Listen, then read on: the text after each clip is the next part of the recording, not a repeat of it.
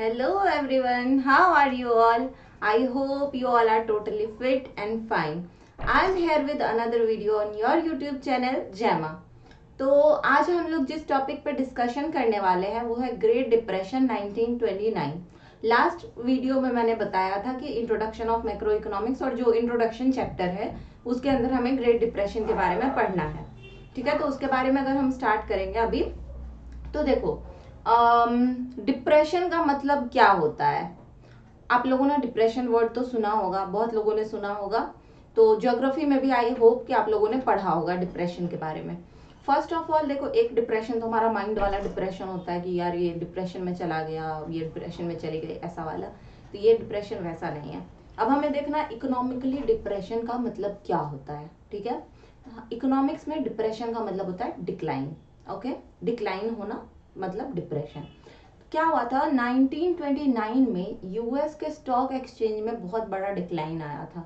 तो उस टाइम को जो था, हम मतलब बहुत अच्छे एग्जाम्पल के तौर पे इकोनॉमिक्स में पढ़ते हैं। तो वो जो टाइम था ना, क्या हुआ था कि यूएस का स्टॉक एक्सचेंज पूरा ही क्रैश हो गया था। ठीक, तो इसी के ऊपर हमारा ये टॉपिक है, ग्रेट डिप्रेशन 1929। तो फर्स्ट ऑफ ऑल एक चीज याद करो आप लोग, जब आप लोगों ने मतलब 9th-10th में हिस्ट्री में पढ़ा होगा कि वर्ल्ड वॉर हुआ था। ठीक है, तो फर्स्ट वर्ल्ड वॉर खत्म हुआ था हमारा 1918 के अराउंड में। तो उस टाइम क्या हुआ, जब वर्ल्ड वॉर खत्म हुआ ना, तो जब तक वर्ल्ड वॉर चल रहा था, वर्ल्ड वॉर हुआ किसके बीच में था, आपका यूरोपियन कंट्रीज के बीच में, यूके, ब्रिटेन, ये सब ये सारे थे। तो वर्ल्ड वॉर के पहले ना आपका जो यूके था, ब्रिटेन था, जितने भी यूरोपियन नेशंस थे ना, ये सारे ना बहुत पावरफुल थे। अपना यूएस जो है वो उतना पावरफुल नहीं था। तो वर्ल्ड वॉर जब भी हुआ 1918 में, जब world war first world war खत्म हुआ, तो उस टाइम क्या हुआ कि सारे जो यूरोपियन नेशंस थे हमारे, उनका इकोनॉमिक बहुत डाउन चला गया। ठीक है, उनका इकोनॉमिक बहुत ज्यादा फॉल हो गया। तो यूएस ने सोचा अपॉर्चुनिटी मिली है, इसको एज एन अपॉर्चुनिटी यूज करते हैं हम लोग। आपदा में अवसर, आप लोगों ने अभी कोविड में सुना ही होगा। तो वही था, आपदा में अवसर ढूंढा उन लोगों ने। तो उन्होंने क्या स्टार्ट करा ना, कि हम लोन देंगे। ठीक है, जो भी डिफरेंट डिफरेंट कंट्रीज है ना, आप लोग हम लोगों से लोन लो। तो सारे ही कंट्रीज को, उस समय देखो उस टाइम कोई भी कंट्री इतना ज्यादा मतलब डेवलप्ड नहीं था। आज ही अगर देख लें हमारा, तो इंडिया जो है वो डेवलप्ड नहीं है, डेवलपिंग है। ठीक है ना, तो ऐसे ही उस टाइम भी कोई भी कंट्री इतना डेवलप्ड नहीं था कि वो इसके सामने, यूएस के सामने कुछ ये कर सके। तो क्या हुआ कि यूएस ने बोला कि ठीक है हम लोग लोन देंगे। तो सारी कंट्रीज को उस समय इकोनॉमिक बहुत ज्यादा मतलब डाउन हो चुकी थी, इकोनॉमिक कंडीशन बहुत ज्यादा वर्स्ट थी। तो फिर सब ने सोचा कि चलो ठीक है हम लोग इनसे लोन लेंगे। तो उन्होंने स्टार्ट किया लोन देना, सारे नेशंस ने स्टार्ट किया उनसे लोन लेना। ठीक है, तभी क्या हुआ हमारा यूएस में ना एक मास प्रोडक्शन का कॉन्सेप्ट आया। ठीक है, उन्होंने क्या बोला कि हम ना प्रोडक्शन करेंगे मास में। कोई भी जो इकोनॉमी होती है ना, वो तीन चीजों से चलती है, एग्रीकल्चर, मैन्युफैक्चरिंग एंड सर्विसेज। ठीक है, एग्रीकल्चर के बारे में अगर देखो बोला जाए, तो बिना एग्रीकल्चर के कुछ भी नहीं हो सकता। हमें खाना चाहिए, हमें कपड़े चाहिए, हर चीज तो आते हैं एग्रीकल्चर से। तो ये एक ऐसी चीज है ना जो कभी डाउन नहीं होती। तो एग्रीकल्चर तो चाहिए ही चाहिए। अब एग्रीकल्चर, अब सिर्फ अगर अनाज उपजा लेते हैं, ठीक है ना, कुछ भी चीज हम मतलब कॉटन वगैरह ही कर लेते हैं, अगर वो प्रोसेस नहीं होगा तो वो तो यूज नहीं होगा। तो उसको प्रोसेसिंग में डालते हैं, तो इसके लिए मैन्युफैक्चरिंग होता है। और तीसरा है हमारे सर्विस सेक्टर, जो आप लोग जानते हो इतनी चीजें। ठीक है, तो सर्विस सेक्टर हो गया, एग्रीकल्चर हो गया और मैन्युफैक्चरिंग हो गया। अब हमें खाने की चीजों को हर वक्त चाहिए ही, खाना कभी बंद नहीं हो सकता, कपड़े बंद नहीं हो सकते, तो इसलिए एग्रीकल्चर चाहिए। एग्रीकल्चर से आगे जाने के लिए, उस चीज को यूज करने के लिए, क्योंकि वो तो रॉ प्रोडक्ट है ना, रॉ को फिर हमको यूजेबल बनाने के लिए मैन्युफैक्चरिंग चाहिए। और सर्विस सेक्टर भी बहुत इंपॉर्टेंट होता ही है, आप लोगों को इतना तो अंदाजा हो ही गया होगा, आपने 11th में पढ़ा है इकोनॉमिक्स। ठीक है, तो ये तीन चीजें हो गई। तो मास प्रोडक्शन का जब कॉन्सेप्ट आया ना, तो किसानों ने क्या किया ना, बहुत ज्यादा प्रोड्यूस करना स्टार्ट किया। ठीक है, अब प्रोडक्शन तो हो रहा है, एग्रीकल्चरल चीजें आ रही हैं हमारे पास। तो क्या हुआ, लोगों ने सोचा, इंडस्ट्रीज जो थे उन लोगों ने सोचा कि चलो ठीक है, हम लोग अगर हम नए नए इंडस्ट्रीज बनाएंगे, अगर हमारे पास अनाज है उसको मैन्युफैक्चर करेंगे। ठीक है ना, जब मास में प्रोडक्शन हो रहा है तो उसको मास में तो मैन्युफैक्चरिंग भी करना पड़ेगा ना। तो इसलिए क्या हुआ, बहुत सारी नई नई इंडस्ट्रीज बनने लगी। अब इंडस्ट्रीज ऐसे तो बनेगी नहीं, ठीक है, उसके लिए पैसे चाहिए। तो क्या हुआ, लोगों ने स्टार्ट किया लोन लेना। अब अमेरिकन बैंक्स जो थे उन्होंने क्या किया, बिना सोचे समझे लोन देना स्टार्ट कर दिया। ठीक, इधर भी लोन दे रहे हैं, इधर दूसरे नेशंस को भी उन लोगों ने लोन देना स्टार्ट कर दिया था, इधर भी लोन देना स्टार्ट कर दिया था। तो ये चीज ना बैंक में देखो क्या होता है ना, हम लोग जो पैसे डिपॉजिट करते हैं, हमने पैसे डिपॉजिट करे तो बैंक वो पूरे के पूरे पैसे अपने पास में नहीं रखता। ये तो इतना आप लोगों को पता होगा, अगर नहीं भी पता होगा बिजनेस स्टडीज में भी आपको इसके बारे में पढ़ने के लिए मिलेगा। ठीक है, और हमारे इकोनॉमिक्स में भी मनी एंड बैंकिंग नाम के चैप्टर में आपको ये चीजें बताई जाएगी। तो मैं थोड़ा ओवरव्यू आपको देती हूँ। ठीक है, क्या होता है कि बैंक में जैसे हम पैसे रखने के लिए जाते हैं ना, तो इसका ना फिक्स्ड रेशियो होता है। ठीक है, कि इतना % पैसा हम रखेंगे, ताकि कोई अगर अब हमने डिपॉजिट करा और कोई निकालता है तो इतना हम वो एक मतलब क्या मैं बताऊं उसके बारे में, फिक्स्ड रेशियो होता है कि इतना % पैसा हम रखेंगे और इतना % पैसा हम मार्केट में लेके जाएंगे। ठीक, तो क्या हुआ, मान लो कि तुम 100 रुपए लेके गए। ठीक है, 100 रुपए लेके गए, बैंक में रखा, उन्होंने 10 रुपए रख दिए रिजर्व में, ताकि कोई अगर विड्रॉ करने के लिए आएगा तो उसको 10 रुपए देंगे, और बाकी जो 90 रुपीज होते हैं वो मार्केट में दे दिए जाते हैं। ठीक है, जो आपका लोन होता है, हाउसिंग लोन हो गया, ये हो गया, वो हो गया, जहां भी लोन देते हैं वो हो गया। यूएस के बैंक्स के पास क्या उस टाइम हुआ, एक तो वो अलग नेशंस को लोन दे रहे थे, दूसरा जब इंडस्ट्रीज खुल रही थी उसमें उन लोगों को लोन देना था, तो उन्होंने ना पैसों को उतना ज्यादा उस रेशियो को फॉलो नहीं किया। ठीक है, इधर भी उन्होंने लोन देना स्टार्ट किया, सब कुछ बहुत अच्छा चल रहा था, इंडस्ट्रीज एकदम डेवलप हो रही थी। तब आया स्टॉक मार्केट। अब स्टॉक मार्केट के बारे में आई होप कि आप लोगों को थोड़ी बहुत बेसिक नॉलेज होगी कि हमारे पास शेयर्स होते हैं, डिबेंचर्स होते हैं, बॉन्ड्स होते हैं। ठीक है, तो स्टॉक मार्केट में क्या हुआ, यूएस के स्टॉक मार्केट में अब नई नई इंडस्ट्रीज खुली। ठीक है, वो लोग अपना शेयर्स लेके मार्केट में आए। अब शेयर्स लेके आए मार्केट में, और उस टाइम क्या हुआ, जब देखा सब लोगों ने कि इतना डेवलप हो रहा है, इसमें बहुत पैसे मिल रहे हैं। ठीक है, तो अब बैठे बैठे पैसे किसको नहीं कमाने, सब लोगों ने क्या स्टार्ट कर दिया, हम भी करेंगे इन्वेस्टमेंट, हम खरीदेंगे शेयर्स, हम लगाएंगे पैसे डिबेंचर्स में, हम बॉन्ड्स लेंगे, ये वो। सब लोगों ने एक ना मार्केट में हाइप क्रिएट कर दी। ठीक है, लोग पैसे लगाने लगे स्टॉक मार्केट में, जिनको नॉलेज है वो तो पैसे लगाएंगे ही, वो तो बहुत अच्छी चीज है, वो लगा ही रहे। जिनको नॉलेज नहीं भी थी वो लोग भी अपने पैसे स्टॉक मार्केट में लगाना स्टार्ट कर दिए। ठीक, जब उन लोगों ने, अब देखो कोई भी अगर हमारा जो स्टॉक मार्केट में क्या कॉन्सेप्ट होता है ना, अब शेयर है, ठीक है, शेयर्स है, डिबेंचर्स हैं, अब अगर वो चीज कम है और उसके लिए मतलब कि बहुत सारे लोग आ रहे हैं, तो धीरे धीरे प्राइस इंक्रीज होते जाता है शेयर का, इतना तो आप लोगों को मालूम होगा। तो ना उन लोगों ने शेयर्स के प्राइस बढ़ाने स्टार्ट कर दिए, और लोगों ने इन्वेस्टमेंट, शेयर्स में इन्वेस्टमेंट करने के लिए भी लोन लेना स्टार्ट कर दिया। तो बैंक की ये तीसरी चीज, ये चीज है ना मैं कनेक्ट करूंगी, ध्यान में रखना। ठीक है, ये नहीं कि ये बता दिया तो ये भूल गए आगे जाके। तो सॉरी, तो लोगों ने क्या स्टार्ट किया, इसके लिए भी लोन लेना स्टार्ट किया। इधर हम पहले ही दूसरे नेशंस को लोन दे रहे हैं। ठीक है, इंडस्ट्रीज डेवलप हो रही है उसके लिए लोन दे रहे हैं। थर्ड, लोगों ने लोन लेना स्टार्ट किया, बैंक के पास कोई रेशियो का कुछ भी नहीं चल रहा था, जो है पैसे, मतलब ऐसा माहौल उन लोगों ने क्रिएट कर लिया था ना कि हम बहुत रिच हैं, पैसे ही पैसे हैं, चलो देते चलो, लोन देना है, दे रहे हैं, विड्रॉल की चिंता उन लोगों ने की ही नहीं उस टाइम। ठीक, लोगों ने स्टॉक मार्केट में पैसे लगाने स्टार्ट कर दिए। ठीक है, अब क्या हुआ, एक पॉइंट ऑफ टाइम आया कि अब ना स्पेक्यूलेशन स्टार्ट हो गया। स्पेक्यूलेशन क्या होता है, जनरली हम ना बैठ के अंदाजा लगाते हैं, इस शेयर का प्राइस इतना जाने वाला है, इस डिबेंचर का प्राइस इतना जाने वाला है, ये चीजें। स्पेक्यूलेशन स्टार्ट होने के बाद और भी ज्यादा हाइप क्रिएट हो गया, लोग पैसे लगा रहे स्टॉक मार्केट में बहुत ज्यादा। 1929 में एक दिन stock market crash, US stock market crash हो गया। ठीक है, अब क्या हुआ, अब लोगों में अफरा तफरी मच गई, हमें अपने पैसे निकाल लें, हमें अपने पैसे निकाल लें, लोगों ने शेयर्स बेचना स्टार्ट कर दिया। ठीक, एक तो पहले ही बैंक्स ने इतने ज्यादा लोन दे रखे थे, उनके पास खुद ही पैसे नहीं है कि लोगों को रिटर्न करें। अब लोगों को बैंक्स के ऊपर भी फेथ नहीं रहा कि हमारे पैसे रिटर्न आएंगे भी या नहीं आएंगे। यहाँ पे हो गया, स्टॉक मार्केट से पैसे निकालने हैं भाई हमें, बैंक हमारे पैसे दे नहीं पा रहा क्योंकि उनके पास रिजर्व ही नहीं है। ठीक है, ऐसे में क्या हुआ ना कि मतलब पूरा ही इकोनॉमी, आप समझ लो पूरा ही इकोनॉमी क्रैश होने लगा धीरे धीरे। पैसे हैं नहीं, सोच लो रातों रात ऐसा हो चुका था कि जो रिच लोग थे ना वो पुअर हो चुके थे। ये जो इन्होंने आपदा में अवसर ढूंढा था और साथ के साथ मास प्रोडक्शन का कॉन्सेप्ट लाया था, सबसे बड़ी गलती हो गई। उस टाइम गवर्नमेंट ने बहुत बड़ी गलतियां की। उनकी जो पॉलिसीज थी वो भी सही नहीं थी, ठीक है। बैंक्स ने बहुत बड़ी गलती करी कि उन लोगों ने इतना ज्यादा लोन दिया, उनके पास पैसे रिजर्व में है ही नहीं। और सोचो कि एक टाइम था कि लोग पैसे ले रहे हैं बैंक से एज लोन, ठीक है, और एक टाइम है कि अब मुझे मेरे पैसे रिटर्न करो। जो भी मतलब शेयर वाला, अब जो इंडस्ट्रीज वाले हैं वो पैसे कहाँ से रिटर्न करेंगे? पैसे देने के लिए फिर बैंक के पास जाएंगे, बैंक वो पैसे लाए कहाँ से? तो हर तरफ से ना अब में हमारा स्टॉक मार्केट रहा सही, ना बैंक रहे सही।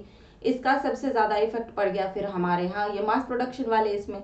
अब प्रोडक्शन तो चलो एग्रीकल्चर का हो रहा है, ठीक है ना, मैन्युफैक्चर कहाँ से करोगे? पैसे ही नहीं है इकोनॉमी में तो। और मैन्युफैक्चर करके करोगे क्या? लोगों के पास खरीदने के लिए पैसे नहीं है, तो डिमांड ही नहीं है। आप सप्लाई कर लो लेकिन डिमांड ही नहीं है, तो आप क्या ही करोगे, ठीक है। मतलब एक तरह से समझ लो कि पूरा ही इकोनॉमी क्रैश हो गया उस टाइम पे।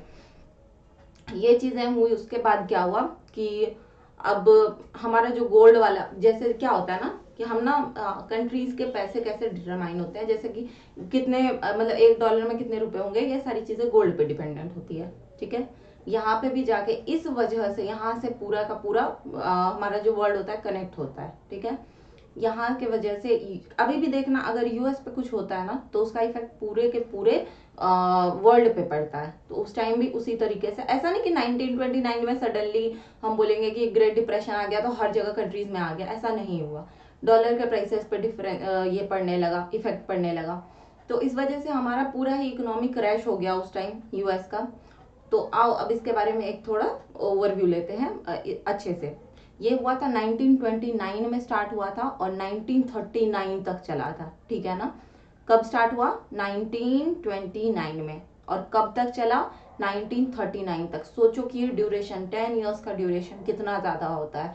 जब ये जो एक डेवलप्ड नेशन है, ठीक है, लोग रिच हैं, वहां पे पैसों की कमी ना हो, और सडनली अगर इस तरह की चीज हो तो क्या इफेक्ट पड़ा होगा वहां पे, ठीक है। ये चीज ध्यान में रखना कि 1929 में स्टार्ट हुआ था एंड 1939 तक चला था, okay. It was the longest and most severe depression.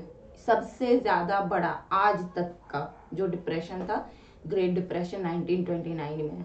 और सीवियर डिप्रेशन, बहुत बड़ा, बहुत बड़ी गिरावट आई थी स्टॉक मार्केट में, और बहुत ज्यादा मतलब लोगों में अफरा तफरी मत जाना, ये समझ लो। क्योंकि जो कॉमन लोग भी थे जिनको कोई नॉलेज नहीं है स्टॉक मार्केट की, वो भी जाके उसमें पैसे लगा रहे हैं। आप समझ लो कि क्या ही हुआ होगा उस टाइम पे, ठीक है।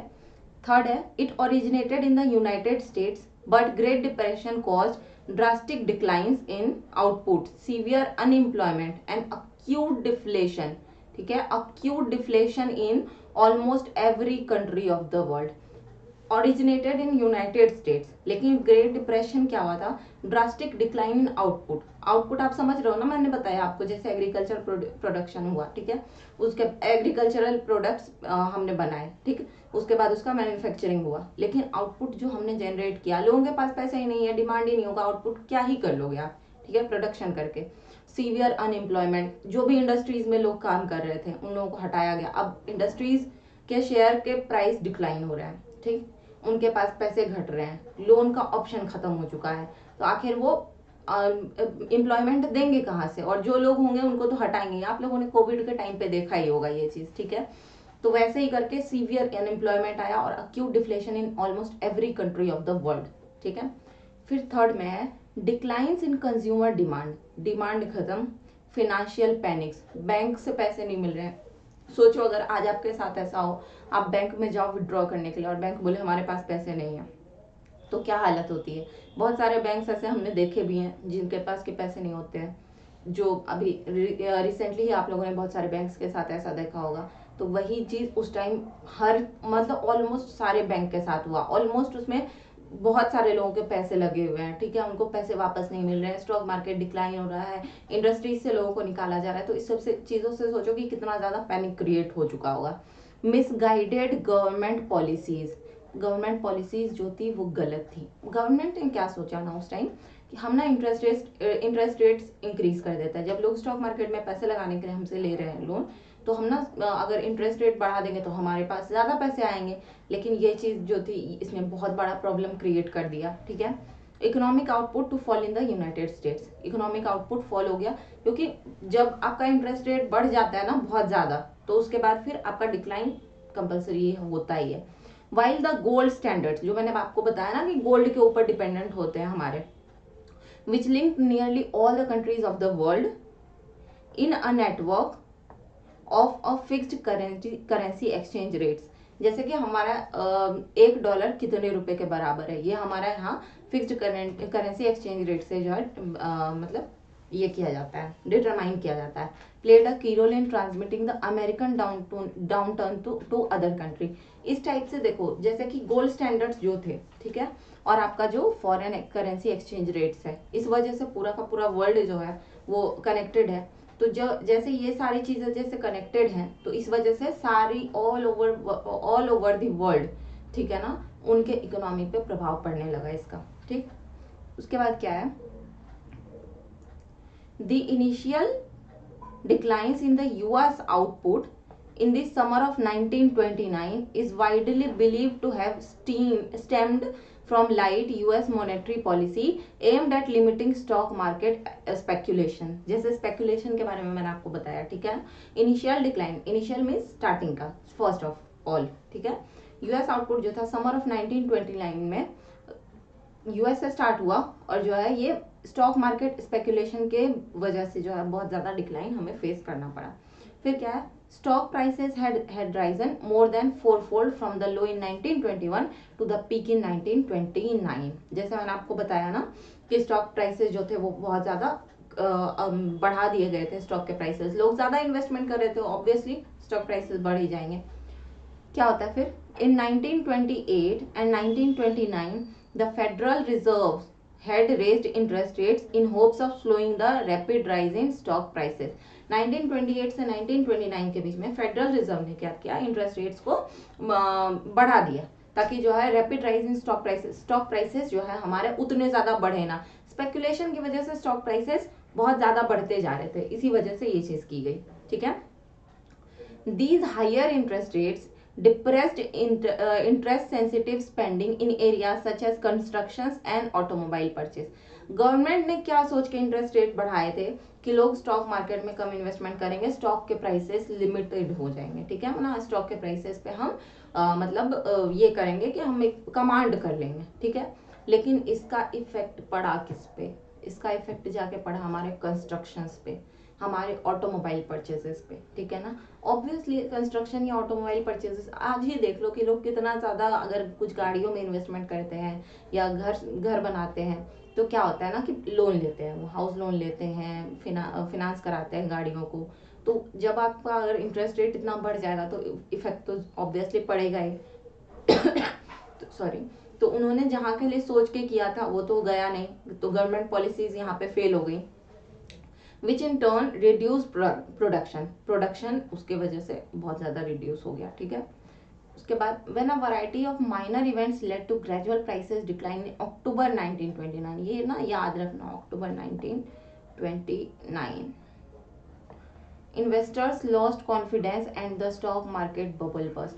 क्या हुआ, अब जितना ये सारी चीजें एक साथ हो रही थी, ठीक है ना, अब कितना ही किसी भी इन्वेस्टर में कितना ज्यादा पेशेंस होगा, ऑब्वियसली पेशेंस तो होगा नहीं। हम देख रहे हैं हमारे बैंक के पास पैसे तो है नहीं, हम देख रहे हैं हमारा स्टॉक मार्केट तो डिक्लाइन हो रहा है, तो सब सोचेंगे ना कितनी जल्दी हम अपने पैसे निकाल के हट जाएं यार यहाँ से, अब नहीं करना, हमें नहीं लगाना स्टॉक मार्केट में पैसे, हमें हमारे पैसे दे दो, सीधी बात यहीं पे खत्म हो जाएगी।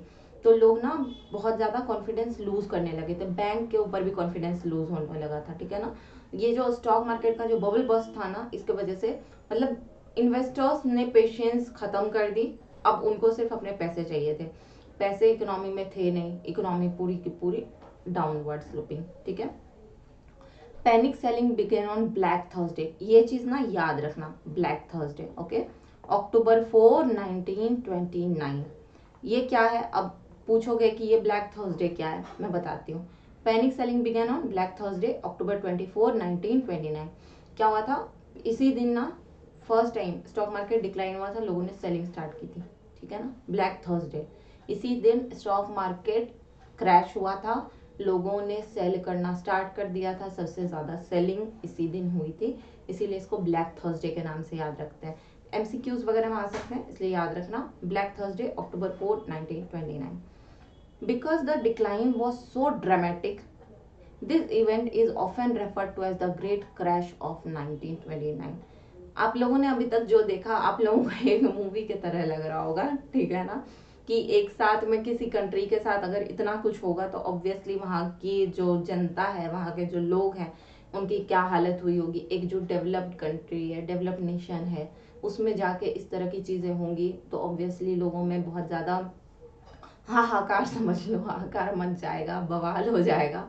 तो इस तरह की चीज को, मतलब एक बहुत ही ड्रामेटिक सीन था अगर देखा जाए इसमें। मैं जहां तक मुझे समझ आता है ना, कि एक साथ में यूएस ने ना ये किया कि उन्होंने लोन देना, उनको इतना डेवलप्ड होना था ना कि उन्होंने लोन देना स्टार्ट कर दिया। लोगों को भी लोन दे रहे हैं, अदर कंट्रीज को भी हेल्प कर रहे हैं, लोन दे रहे हैं। उनको वही था कि आपदा में अवसर था, हम कितना ही अर्न कर लें, और इसी चक्कर में ज्यादा की लालच में उन लोगों ने खुद की इकोनॉमी को क्रैश करा लिया। समझ लो कि ये फर्स्ट वर्ल्ड वॉर के बाद से स्टार्ट हुआ और सेकेंड वर्ल्ड वॉर तक ये चला था आपका, ठीक है ना।